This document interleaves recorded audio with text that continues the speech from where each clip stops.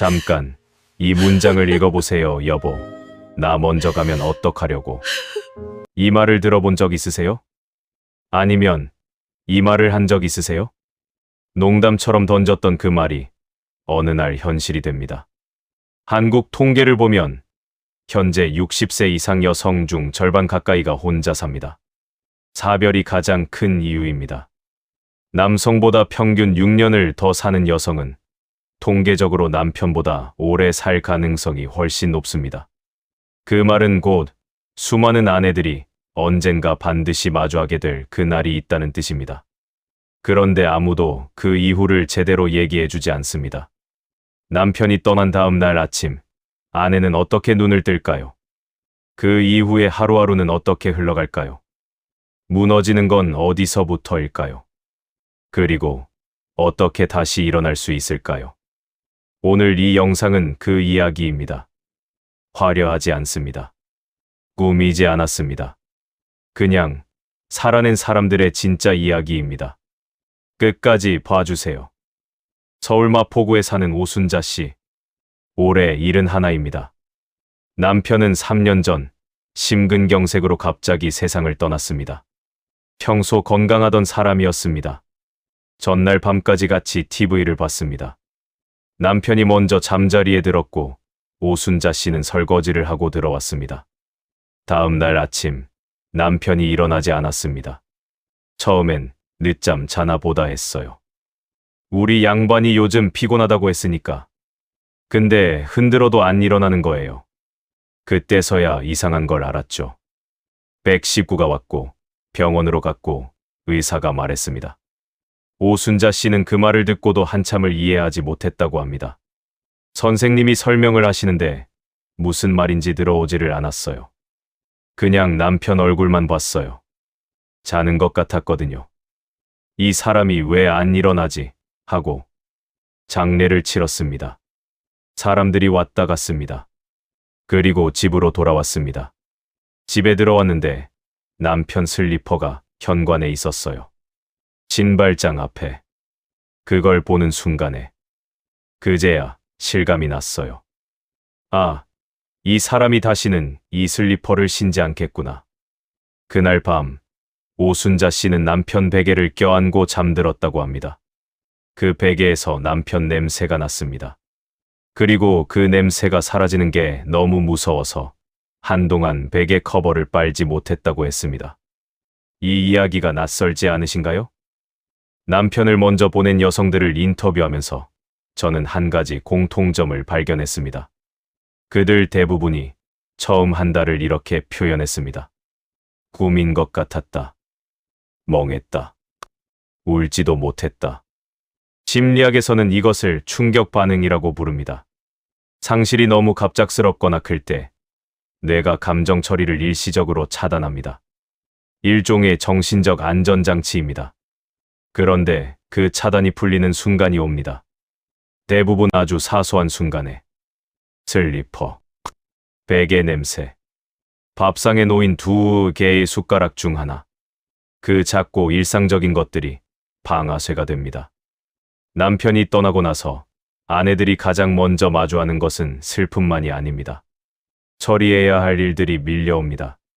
사망신고, 보험 처리, 은행 계좌 정리, 연금 전환, 유산 처리, 각종 공과금 명의 변경. 이것들을 해본 적이 없는 사람에게는 이게 전쟁입니다. 경기도 수원에 사는 한명순 씨, 올해 68. 남편을 2년 전에 보냈습니다. 남편이 살아있을 때 돈 관련된 건 다 남편이 했어요. 통장도 남편 이름이고 보험도 남편이 관리하고 저는 그냥 생활비 받아서 살림만 했거든요. 남편이 세상을 떠나자 그녀 앞에 처음 보는 서류들이 쌓였습니다. 은행에 갔더니 이것저것 가져오라는 거예요. 사망진단서, 가족관계증명서, 인감증명서. 그게 뭔지도 몰랐어요. 이게 어디서 나오는 건지도 몰랐어요. 아들이 도와줬습니다. 그런데 아들도 처음 겪는 일이었습니다. 우리 아들도 허둥대고 저도 허둥대고 주민센터 3번을 왔다 갔다 했어요. 창구 직원분이 친절하게 설명해 주셨는데도 제가 이해를 못하겠더라고요. 머릿속이 안 돌아가는 거예요. 머릿속이 안 돌아간다는 표현. 이건 능력의 문제가 아닙니다. 극심한 스트레스와 슬픔 속에서인지 기능이 일시적으로 저하되는 건 의학적으로 증명된 현상입니다. 비탄 두뇌 그리프 브레인이라고도 부릅니다. 슬픔이 뇌를 바꿉니다. 그래서 가장 복잡한 일을 가장 힘든 시간에 처리해야 하는 역설이 생깁니다. 부산에 사는 최기임 씨, 올해 73. 남편을 4년 전에 보냈습니다. 그녀가 말한 또 다른 어려움은 뜻밖의 것이었습니다. 운전을 못했어요. 운전. 남편이 항상 운전을 했거든요. 저는 운전면허가 없었어요. 40년을 남편 차 타고 다녔으니까. 근데 남편이 가고 나니까 병원도 혼자 못 가고 마트도 혼자 못 가고 버스 타고 가야 하는데 우리 동네가 배차 간격이 길어요. 비 오는 날 버스 정류장에서 서 있는데 그때 처음으로 제가 진짜 혼자구나 싶었어요.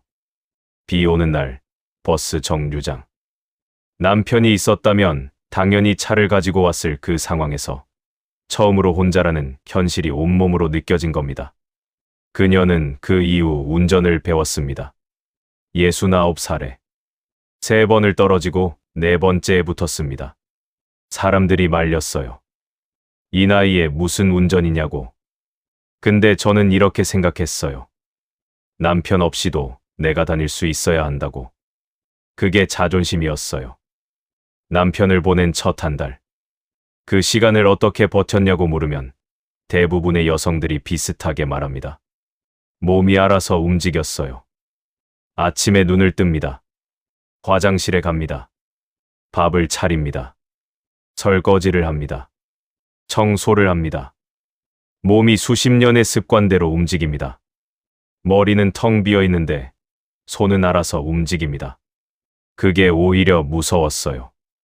내가 지금 이렇게 멀쩡히 움직여도 되는 건가 싶어서. 남편이 죽었는데 나는 왜 밥을 먹고 있지 하는 생각. 오순자 씨의 말입니다. 그 감각. 살아있는 게 죄스러운 것 같은 감각. 이것도 비탄 과정에서 매우 흔하게 나타나는 감정입니다. 심리학에서는 생존자 죄책감이라고 부릅니다. 그러나 이건 비정상이 아닙니다. 사랑했다는 증거입니다. 인천에 사는 박정래 씨, 올해 66. 남편을 1년 전에 보냈습니다. 그녀가 가장 힘들었다고 한 건 뜻밖에도 밥이었습니다. 2명 먹을 거에서 2명이 먹고 2명 먹을 거에서 2명이 먹고 40년을 그렇게 했는데 이제 1명이잖아요. 그래서 어떻게 했냐고 물었습니다. 처음엔 그냥 2명분해서 남기고 또 남기고 버리기가 싫어서 남편 목까지 내가 억지로 먹기도 하고 그러다 살이 많이 쪘어요. 그러다 어느 날 밥 한 공기를 혼자 차려놓고 한참을 못 먹었다고 했습니다. 밥상이 너무 초라한 거예요. 한 사람이 먹는 밥상이. 눈물이 나더라고요. 왜 이렇게 초라하냐고. 그 초라함. 한 개의 그릇, 한 벌의 수저, 한 사람분의 밥. 그것이 매일 아침, 매일 점심, 매일 저녁 찾아옵니다. 아내들에게 물었습니다. 하루 중 가장 힘든 시간이 언제예요? 대답은 거의 하나였습니다. 밤. 특히 불을 끄고 누운 뒤. 낮엔 뭔가라도 해요. 청소하고, 뭐 만들고, TV 보고. 그런데 불 끄고 누우면 아무것도 안 들어요. 아무것도 안 보여요. 그때 생각이 다 몰려와요. 최기임 씨의 말입니다. 생각이 몰려온다는 것. 그게 무슨 생각일까요? 그 사람이랑 했던 얘기들이요. 별거 아닌 얘기들. 오늘 뭐 먹었니? 날씨 춥더라. 텔레비전에 누가 나왔더라. 그런 대화들이 다시 생각나요. 다시는 못할 대화들이. 옆에 숨소리가 없어요. 40년을 그 숨소리 들으면서 잠들었는데 지금은 너무 조용해요.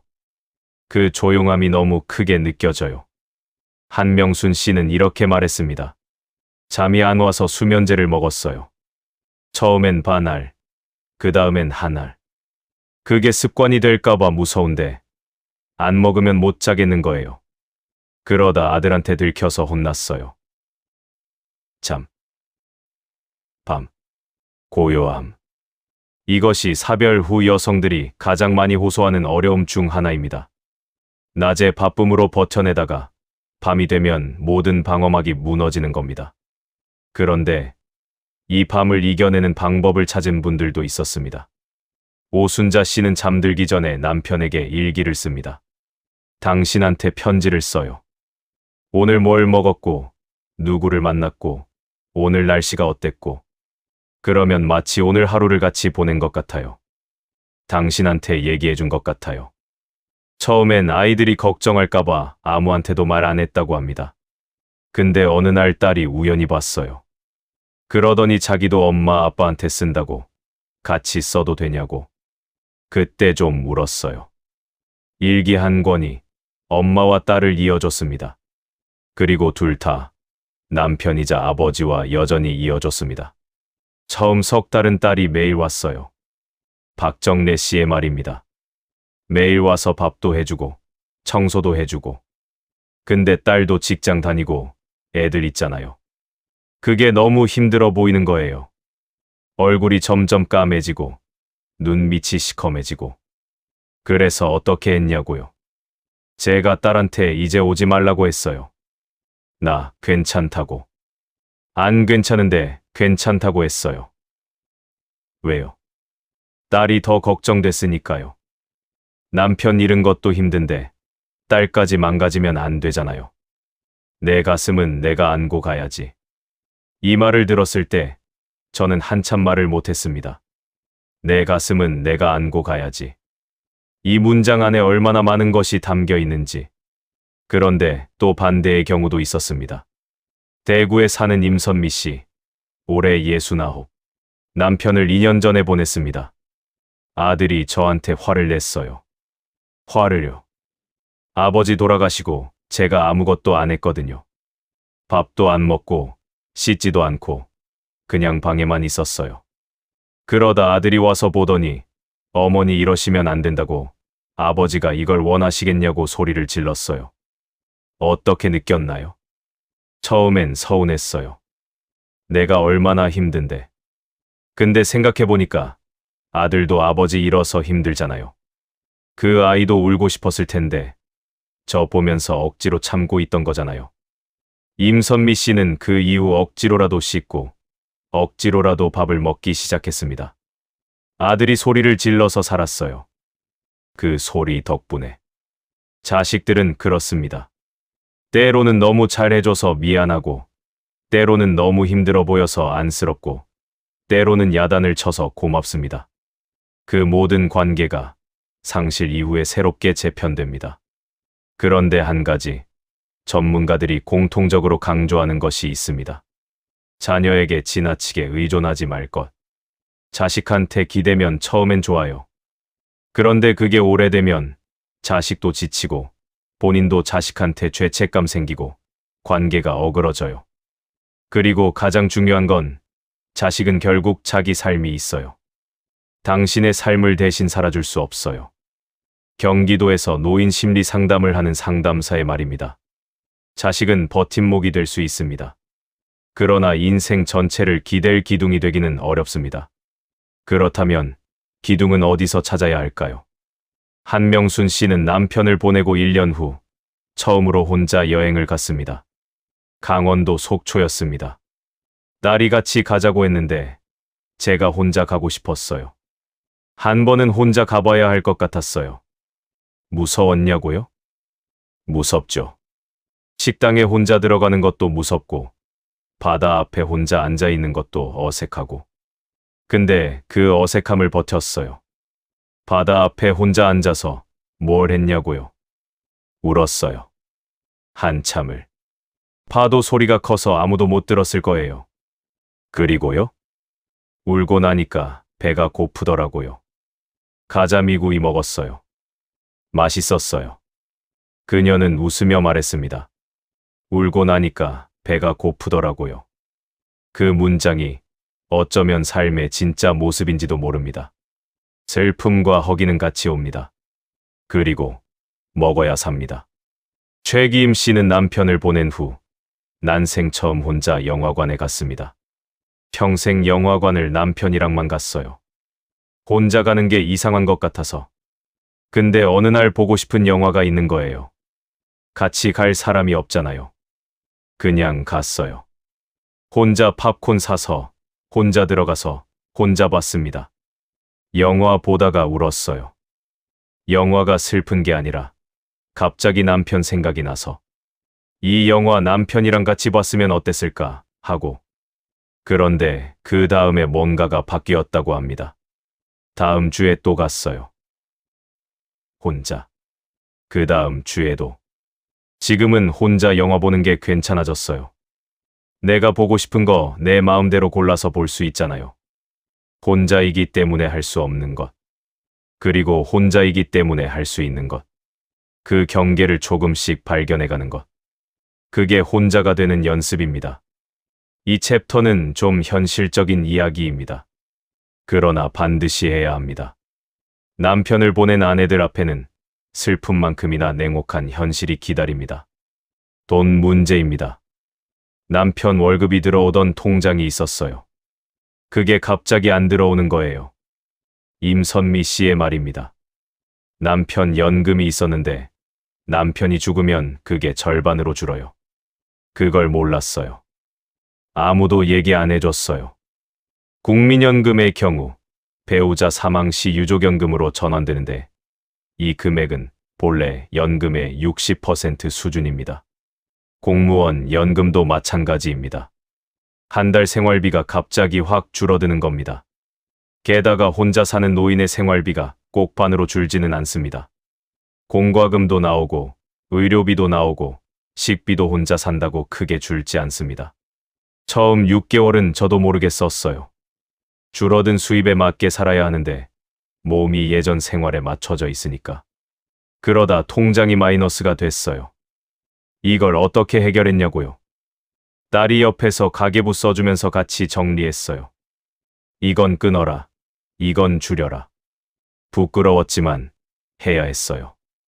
이 이야기를 드리는 이유는 하나입니다. 지금 남편이 살아계신 분이라면 지금부터 알아두셔야 합니다.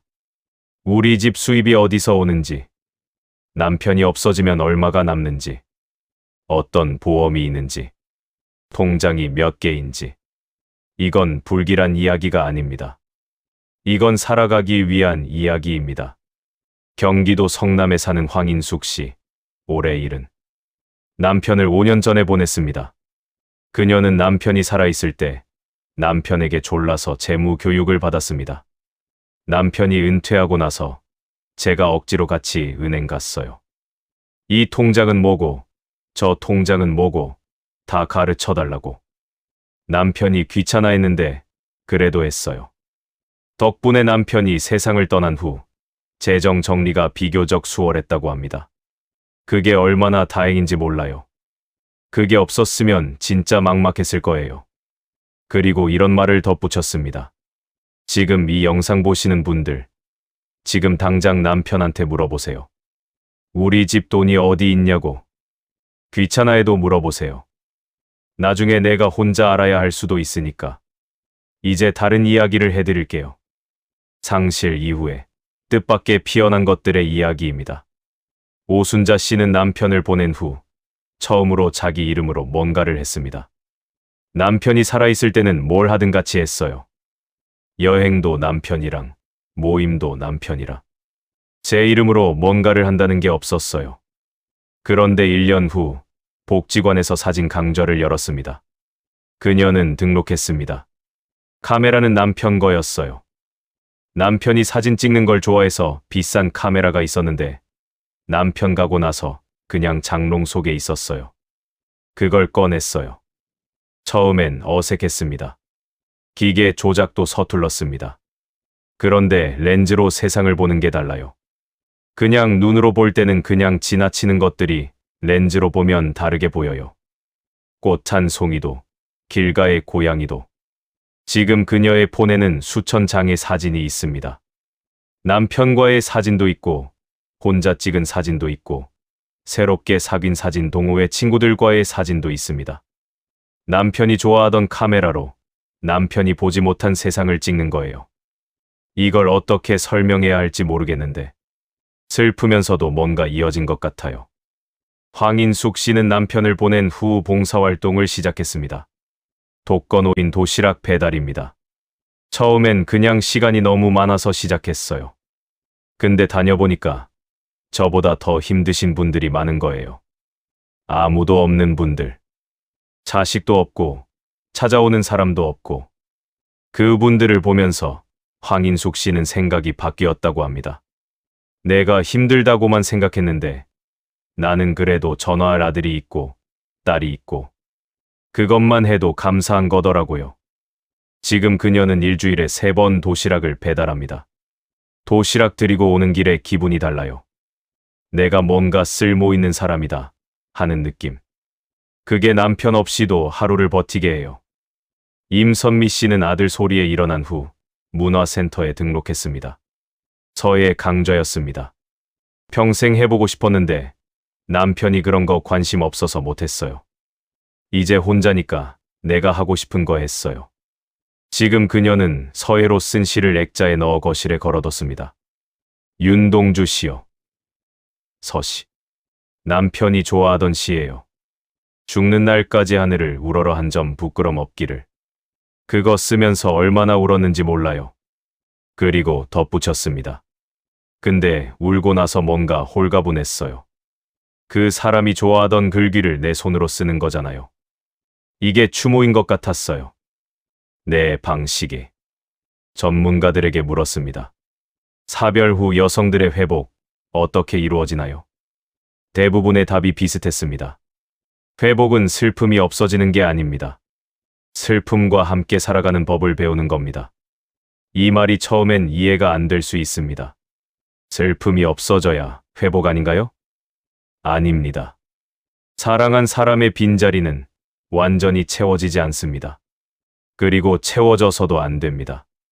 그 빈자리가 그 사람이 존재했다는 증거니까요. 회복은 그 빈자리를 안고도 웃을 수 있게 되는 것입니다. 그 빈자리를 안고도 밥을 먹을 수 있게 되는 것. 그 빈자리를 안고도 새로운 것을 배울 수 있게 되는 것. 그 빈자리를 안고도 오늘 하루가 나쁘지 않았다고 생각할 수 있게 되는 것. 인터뷰했던 분들께 마지막으로 물었습니다. 지금은 어때요? 오순자 씨가 말했습니다. 여전히 가끔 울어요. 그 사람 꿈 꾸면 깨서 한참을 멍하니 있어요. 근데 아침에 밥 차려 먹고 사진 찍으러 나가고 동호회 친구들이랑 수다 떨고 그게 이제 내 일상이에요. 한명순 씨가 말했습니다. 남편 없이 사는 게 이렇게 오래될 줄 몰랐어요. 2년이 이렇게 지나갔어요. 처음엔 하루도 못 버틸 것 같았는데 최기임 씨가 말했습니다. 운전 배운 게 제일 잘한 것 같아요. 이제 제가 가고 싶은 데 갈 수 있어요. 남편 산소에도 제가 혼자 가요. 잔디 좀 뽑아드리고 얘기도 하고 거기 가면 제일 가까운 것 같아요. 박정래 씨가 말했습니다. 밥상이 아직도 가끔 초라하게 느껴져요.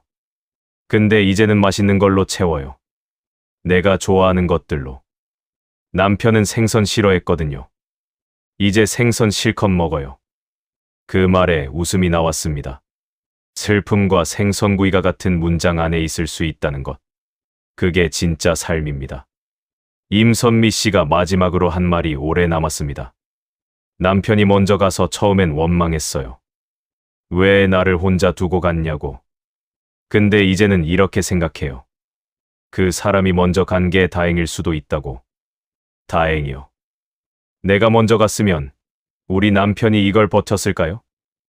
그이는 저보다 더 못 버텼을 거예요. 밥도 못하고 빨래도 못하고 외로움도 더 탔을 거고. 그러니까 내가 버텨줘야 해요. 내가 잘 살아야 그이가 편하죠. 내가 잘 살아야 그이가 편하죠. 이 문장을 들었을 때 저는 눈물이 났습니다. 사랑은 이런 것입니다. 떠난 사람을 위해 남은 사람이 잘 살기로 결심하는 것. 오늘 이 이야기를 끝까지 들어주셔서 감사합니다. 오순자 씨, 한명순 씨, 최기임 씨, 박정래 씨, 임선미 씨, 황인숙 씨. 그분들이 이 이야기를 나눠주신 이유는 딱 하나입니다. 당신이 알았으면 해서. 당신이 준비했으면 해서. 그리고 만약 지금 그 시간을 지나고 있다면 당신이 혼자가 아니라는 걸 알았으면 해서. 지금 남편 곁에 계신 분이라면 오늘 이것 하나만 해주세요. 남편한테 물어보세요. 우리 집 통장이 어디 있냐고. 보험은 뭐가 있냐고. 그리고 그 이후에 밥 한 공기 같이 드세요. 그냥 같이. 그 시간이 얼마나 소중한지 잃고 나서 알게 됩니다. 지금 혼자 이 영상을 보고 계신 분이라면 오늘 하루 잘 버티셨습니다. 그것만으로 충분합니다. 내일도 버텨주세요. 하늘에서 그이가 보고 있습니다. 분명히. 감사합니다. 나미아미타불 관세음보살.